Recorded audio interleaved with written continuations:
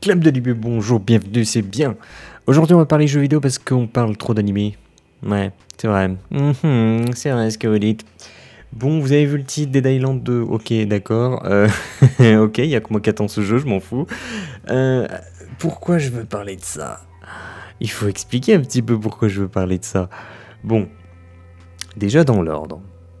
Aujourd'hui, ça va parler jeux vidéo. Voilà, ça c'est dit. Pour changer un petit peu, parce qu'on parle quand même beaucoup d'animé et un petit peu d'écriture. Pourquoi Dead Island 2? Il faut savoir que le premier, il a 1 milliard de défauts. Je suis le premier à les reconnaître. Je suis le premier à même criser dessus.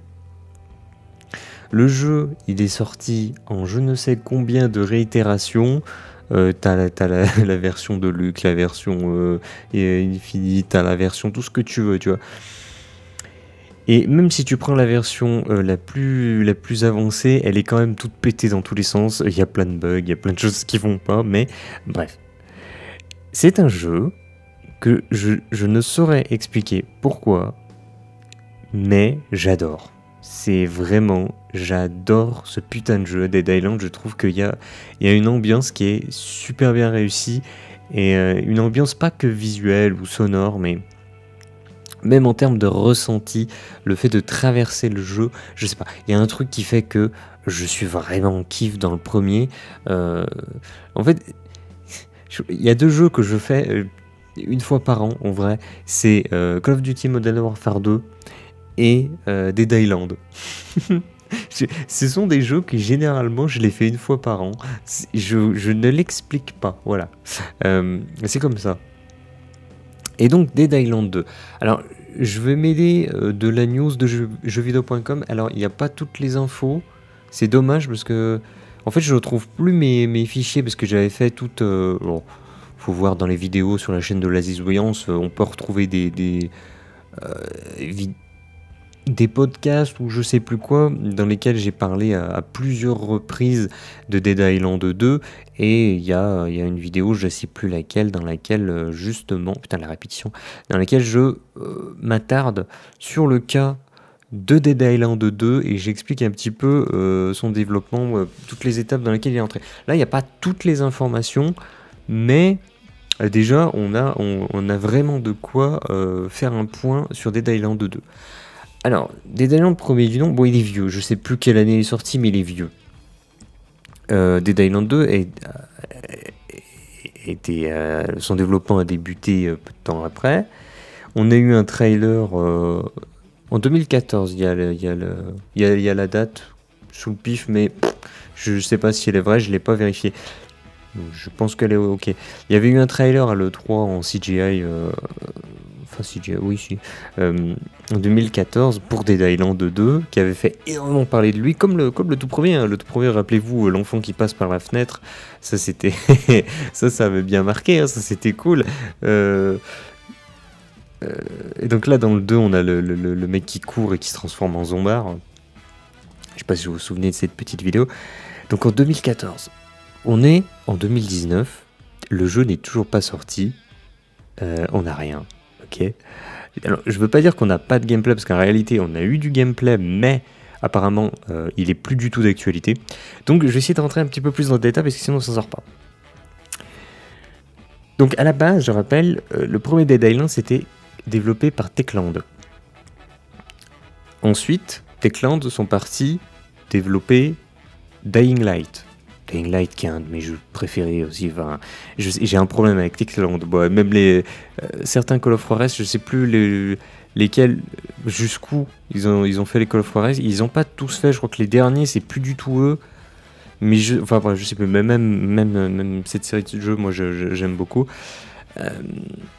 Bref, Techland a fait le premier Dead Island. Ok. Ensuite, pour ce Dead Island 2,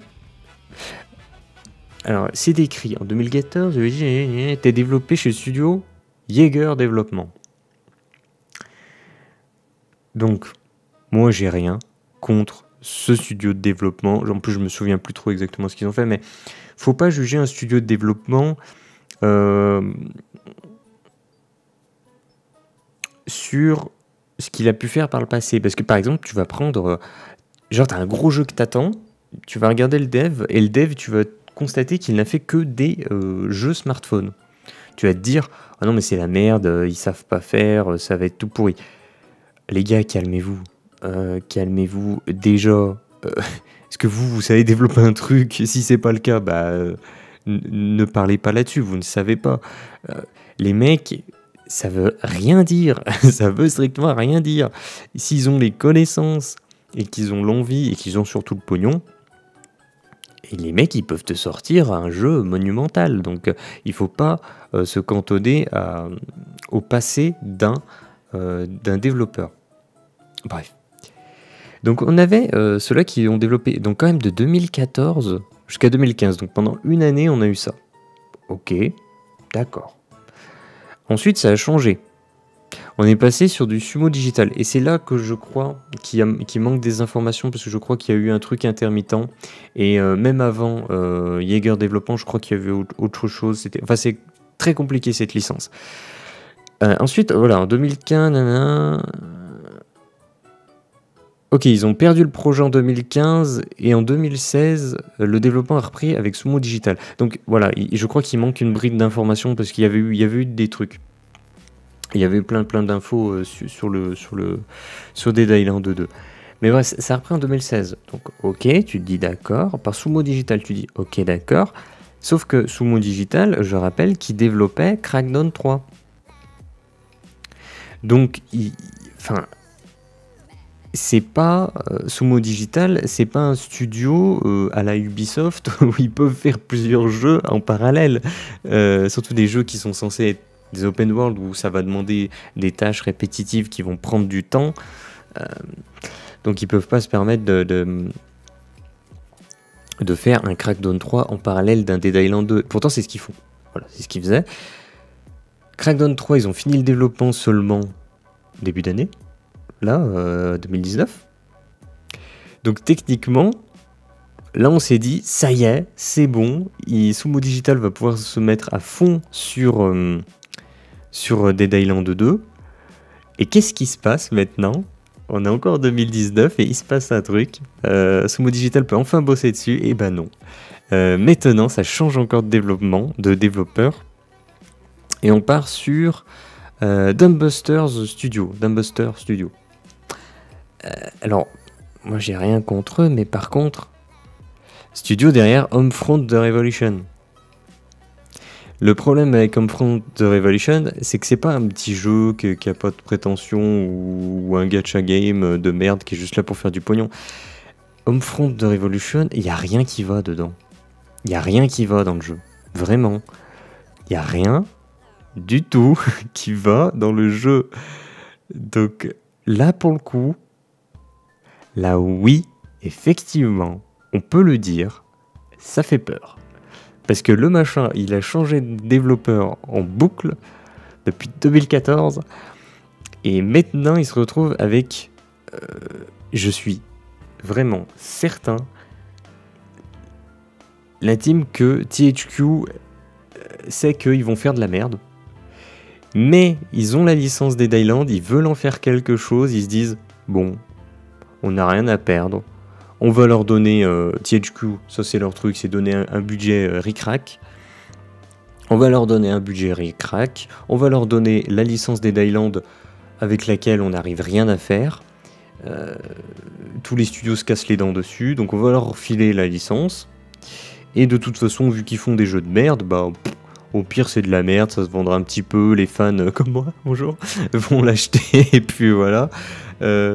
J'ai très peur que ce soit ça, en fait, la situation actuelle. C'est que THQ, maintenant, ils essaient de se débarrasser de Dead Island 2 en le refourguant à la boîte de dev avec laquelle ils ont peut-être le moins confiance. Après, je dis ça, mais ça veut rien dire, parce que tout autant, les mecs, ils peuvent nous sortir un jeu monstrueux. Parce que... ouais, ils ont fait un gros jeu ils ont fait un gros jeu de merde, vraiment, à tous les points qui précédemment. Mais justement, c'est pas juste un studio, c'est surtout une équipe, et donc faut voir aussi la gueule du studio, parce que peut-être que c'est plus du tout la même équipe dans le studio, peut-être que c'est exactement la même équipe, mais que du coup ils ont appris de leurs erreurs et ils vont pas reproduire les erreurs qu'ils ont fait. Donc ça ne veut encore une fois rien dire, mais c'est vrai que par contre ça fait quand même un peu peur. Ça fait peur, j'ai pas confiance. Donc on va voir avec Dead Island 2. Moi, il fallait que j'en parle. Pourquoi il fallait que j'en parle? Parce que c'est un petit peu... c'est mon jeu totem, tu vois. Dead Island 2, c'est mon jeu totem. Je sais que je peux l'afficher, tu vois. Je prends, je fais, regardez, Dead Island 2. Tous les ans, tu vois, je peux jouer avec. Il sort jamais. donc j'en ai marre un petit peu. On va voir, moi je vais suivre cette évolution. Moi j'ai hâte d'avoir un jour un trailer de gameplay, parce qu'on a eu du trailer de gameplay, mais comme j'ai dit, le gameplay il est plus du tout représentatif de ce qu'est le jeu aujourd'hui. Peut-être même qu'ils reprennent le développement à zéro. Lol. C'est possible. Je sais pas. Bref, sur ce, moi je vais vous laisser. Voilà, il fallait que je parte des Island 2, c'est mon jeu à moi. Donc sur ce, je vous dis à la prochaine, clap de fin et à demain pour je sais pas quoi. Adieu.